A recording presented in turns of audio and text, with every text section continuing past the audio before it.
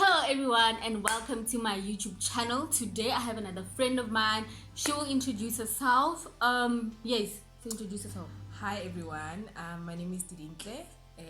Like she said, I'm her friend. I'm also a pure romance business owner. I'm a cybersecurity information risk consultant. Yeah, I'm a mother. I have a lot of things. Yeah, that's that. Okay, so today guys we'll be speaking about corporal punishment. I really chose Didi to be here today because she does have a child and she has specific ways in which she would like her child to be disciplined and all those things. So yeah, I hope you guys enjoy this episode, and don't forget to subscribe, like, comment, and all those good things. So let's get into the video. Okay, so first thing first, I have questions here, so I am gonna just so I can, Okay, so corporal punishment is basically using physical force to discipline a child, right? So inflicting any pain on a child. Yeah. So there are some people or in the olden days, I think, batswadi ba rena, they were brought up babetiwa and stuff like that, and they're now in the, new era, new age. There's naughty corners, there's taking things away from a child, negotiating. Yes, there's also negotiating. So yeah, so we're gonna start at focusing at school first, and then later we're gonna do at home. So my first question for at school is: have you experienced corporal punishment at school? So I have. I think I was in grade 6. I think you were naughty. I was very naughty. And her mouth is. Yeah, I have a very.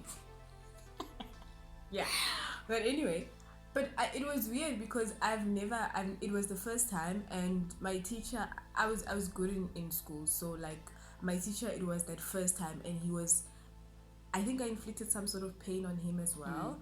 But yeah. Wait, did you fight physically? No, it wasn't physical. I think he used the belt to do it. I won't say his name.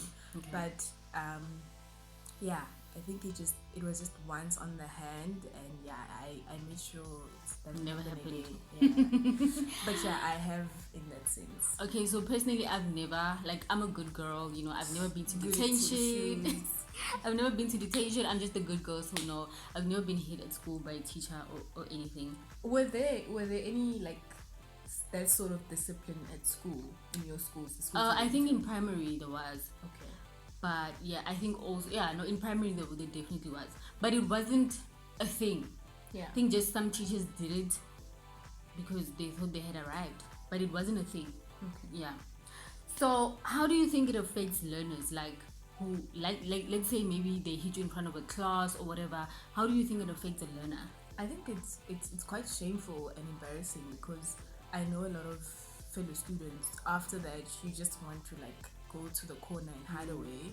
I felt like that when I was so it's quite self-demotivating. It just brings your self-esteem down as well. I think also if you're a very shy, quiet person, it's even worse, because only the naughty boys that we all know, but they're always in trouble. I think for them it won't be so embarrassing or whatever. I think some of them thrive off of being naughty, and they like being the class clown and stuff like that. But if you not so out there and not so loud, then it might really damage you. Yeah, I think like you're saying, those guys, they thrive on that. As if they get the hiding, then they're good. It's gonna be like a boost, ego boost of some sort. But yeah, it's different for different children. Okay. Yeah. So do you think there's a difference in how schools discipline, as in township schools and Model C schools? Yeah, definitely. Because I wouldn't say I was in a Model C school, but I didn't go to township school. But I know friends I had from the neighborhood would say, you guys get it easy. You don't get the beatings that we get. So for them it was the norm. That's the only sort of punishment they knew. They didn't know detention and stuff like that. I don't know about now, I'm really not sure, but that was the normal way of disciplining a student. Yeah, I think so. I think Mokasi, the stories we hear, like the principal Abatibisa, Yeah. you know, stuff like that. I think Model C schools rely more on like demerits and Yeah. credits and calling your parents and stuff like that. So I think there's definitely and maybe, I don't know, but like, do you think black teachers who teach at Model C schools use corporal punishment more than whites? Because I really don't have a lot of experience, but do you think black teachers are likely to use it more than white teachers? Maybe because black teachers were raised like that, whereas maybe white teachers weren't. So I don't know. So I think it would be different for. It would honestly be different for each black teacher, and I'll give them that credit because I'll give you two examples. Still in primary schools, I had this one teacher. She didn't believe in corporal punishment at all, and she was black. And there was another one who firmly stood by, she will punish you, and we knew what her punishment was and what it meant. So she would do the punishment that we know as corporal punishment. But yeah, so it's different for different people. Okay, so there's this thing that learners spend most of their time at school, so therefore teachers are like their parents, right? Yeah. So teachers then become the disciplinarians. Yeah. So that's why maybe teachers hate children or whatever. What do you think about that? So I honestly think that, yes, I agree with that. I mean, you are at school 7-8 hours a day. And you find that when you get home, your mom is not, like, the parents are not there, they're still at work. Yeah. They chase a lot. Yeah. But I think that then as a parent, your responsibility is from a very early age. So before your child goes to school, you teach that discipline so that they know what discipline is and how to kind of correspond to it. It's going to be tricky because, I mean, no two ways of doing things are always the same, and I usually don't agree with a lot of people with how they use their discipline skills. So it's a bit tricky, but I think also as the parent, it's that conversation you have with the teacher, and also be mindful that there's 30-20 kids in the class. They can't accommodate everyone, but we can find some sort of common ground on how to do that.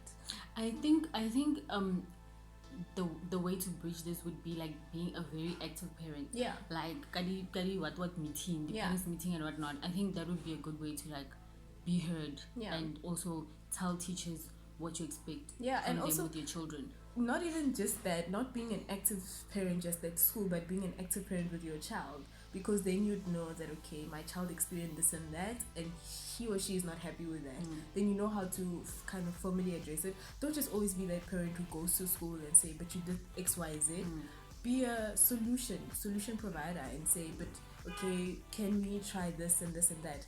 Not just thinking of your child, but how to accommodate other kids in the class. I think that's also important. Okay. Yeah. So the last one about the schools is, what do you think? Do you, okay, you can't necessarily agree with it because it's illegal, but what kind of discipline would you say should be used at schools? That's a tricky question, because I mean, for different schools it would be different, but I think as parents, as kids, as teachers, we need to instill discipline. So it doesn't necessarily have to be kind of a reward system. So the merit system kind of works, but it won't work for all the kids.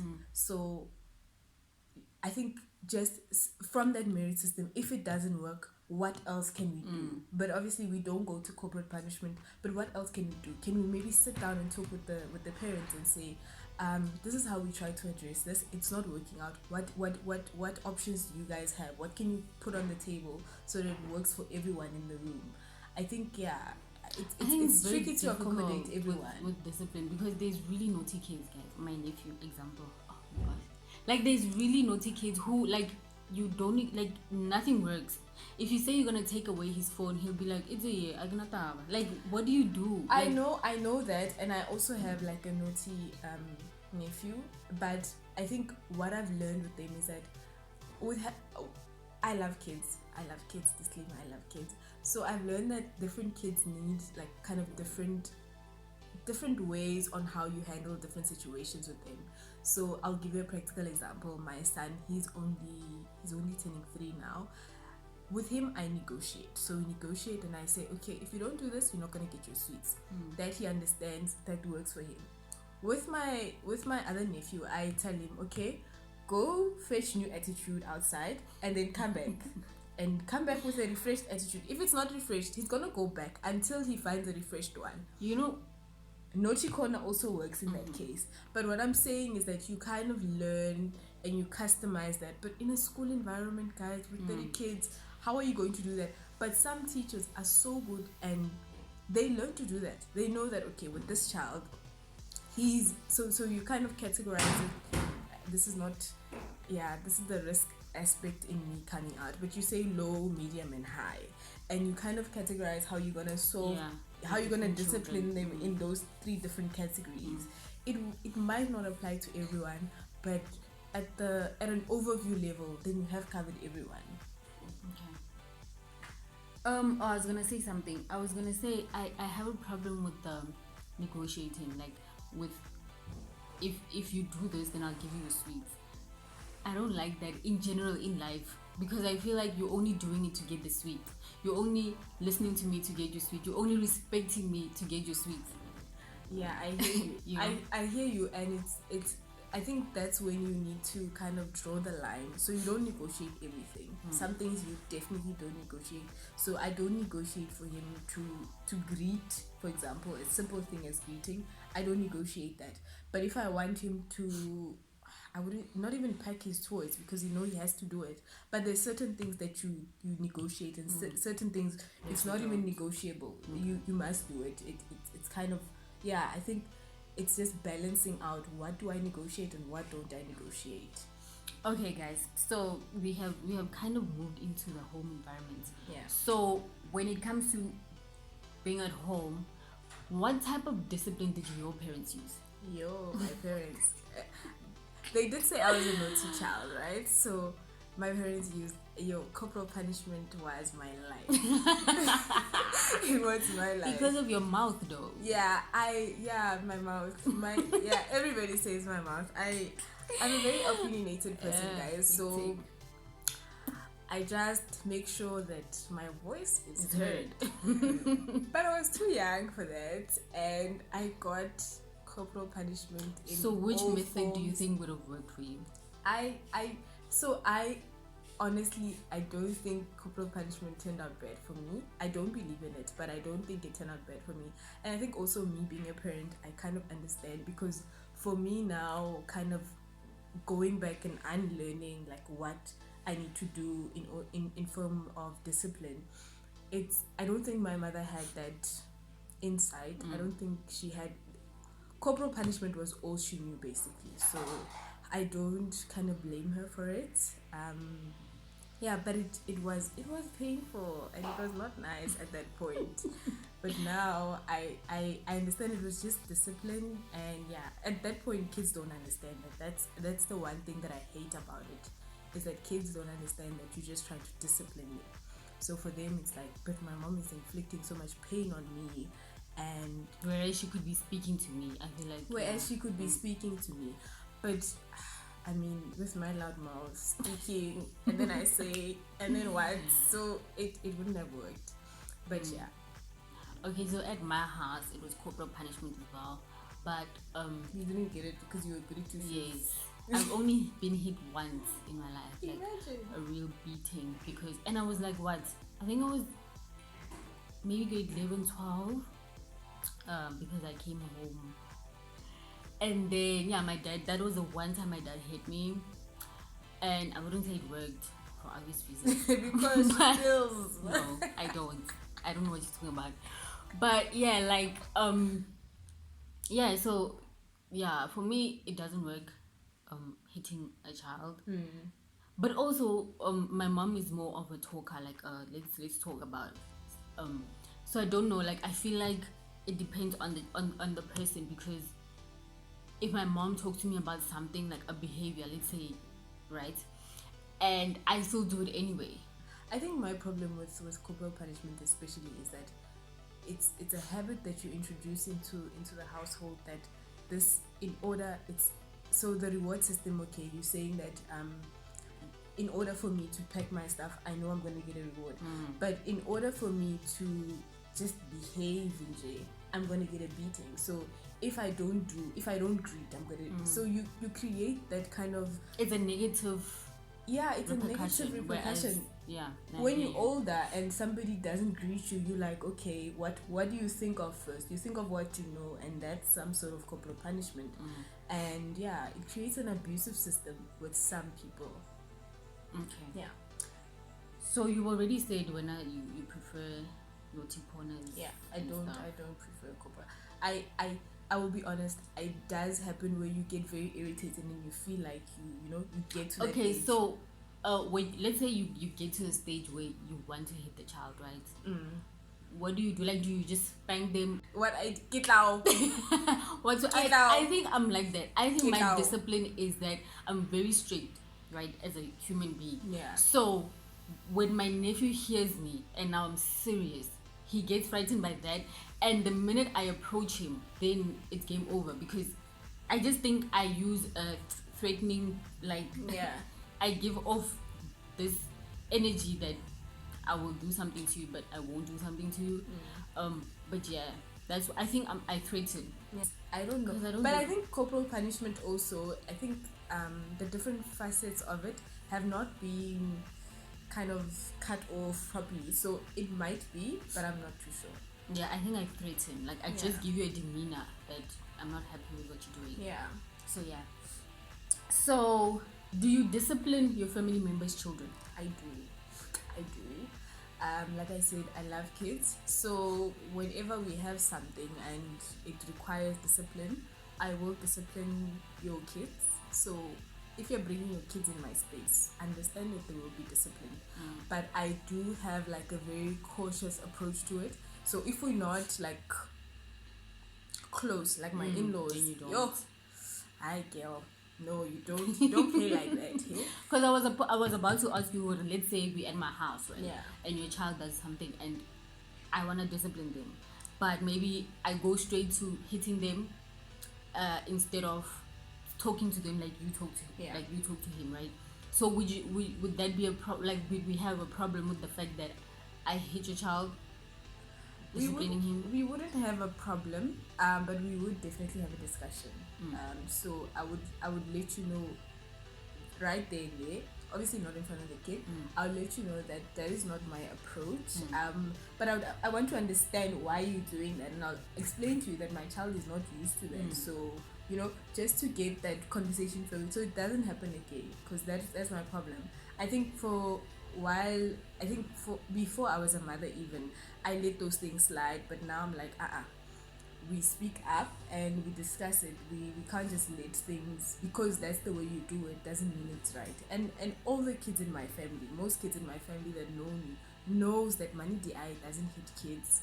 So if you hit kids, you are going to have me on your neck. So okay, like talking, like, you know what I wanted to ask you, if you and baby daddy have the same discipline, but then now I'm thinking like different households have different effects on children. Yeah. As in, if a child lives how mama high and then huna how papa high, these two households do things differently. Yeah. Whereas if a child lives with their mother and father under the same roof, there is also different dynamics systems going on there. Yeah. So I think that's also something to be cognizant of. And in general, just the mother and father having different disciplining styles is very hectic on the children, and it causes more turmoil, because now the child is gonna have a problem with the mom because you didn't protect me. But that's what the dad does, like, you know what I mean? Yeah, but I think in my household, in my own personal relationship, what we've done is that we've kind of my partner, corporal punishment is his thing, so he didn't understand like why don't you. So we've kind of had to unlearn and relearn certain things. So it was a conversation we had, and I told him I don't like this and I don't appreciate this, but he said that no, but this is how we kind of do. So he doesn't do it, but he will threaten more, and he will say go sharp, you know. So but I think it's that conversation you need to have, because as parents, you need to have some kind of unison that's happening, so that the child doesn't come running to mommy or come running to daddy, and then it causes that friction between the two. So I think my son does it. He does it so well. Kids are very manipulative, by the way, but you must kind of also have that unison so that they know that you can't easily break into it. I think another family dynamic is having step parents. Yeah. Just in general, like when there's no unity, or like the step parent treat the other children better than they treat the other children, then also you can see that the discipline is not the same. Like even with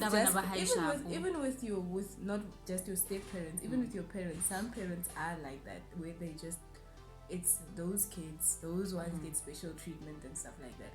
But I think we just need to remember that it's discipline, and it's not, corporal punishment is not fully flawed. So there's good to it, where you teach the child that you don't do this. You know, you teach them some sort of discipline, that there's repercussions for what you do. But I think just untangling all that and explaining like why you and I think also how you hit the child. Like definitely. It's not a fight. Like it's not a war. Like you can't manhandle a child. Like I think that's the problem. Like y'all overdo these things. Like no type of thing. No. So I think that's where also there's just I mean, people but tell hospital, be mapanita and all these things, exactly. and you leave the child scarred. You know, that I don't think that's good. Exactly. Now that's not it. But I think we just need to understand why people are doing this corporal punishment, and it's different, especially with families. And you go visit and they do that to your child, and you're like, but why? How? You know? Okay, so we all know that, or I think we all know that corporal punishment has been decriminalized.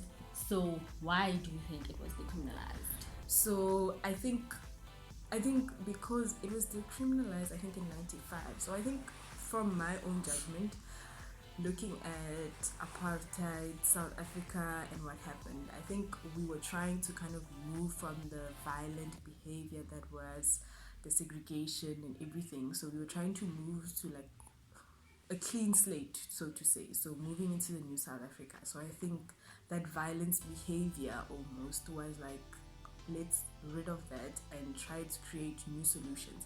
But I think what happened with when they decriminalized corporal punishment, especially in schools, is that they didn't introduce methods on how to discipline the child, how to discipline the children. So I think alternatives. So I think that in itself was a bad call, because if you're telling me not to do something, what should I do? What should I do? Because it's not like the kids are gonna come and they're gonna be well disciplined throughout. And discipline is something that even as adults we struggle with, you know. So I think that just wasn't a good call. But I think also the violent behavior was definitely why they decriminalized it. I think the violence is like we just mentioned now, how much people hit, like with what objects they hit. I think it's too much, guys. It's like no, it's extreme. It's very extreme. Okay, that brings us to the end of our chat. I hope you guys enjoyed that. I will put her details and everything in the description if you guys wanna talk to her about whatever. Maybe you like her vibes. So I hope you guys enjoyed it, and I hope you enjoyed the chat as well. Definitely. Thank you for coming. I'm sure you'll see her sometime in the future for whatever. So don't forget to subscribe, like, comment. We want to know what you guys think about corporal punishment, and that will be it from us. Yes, thank you.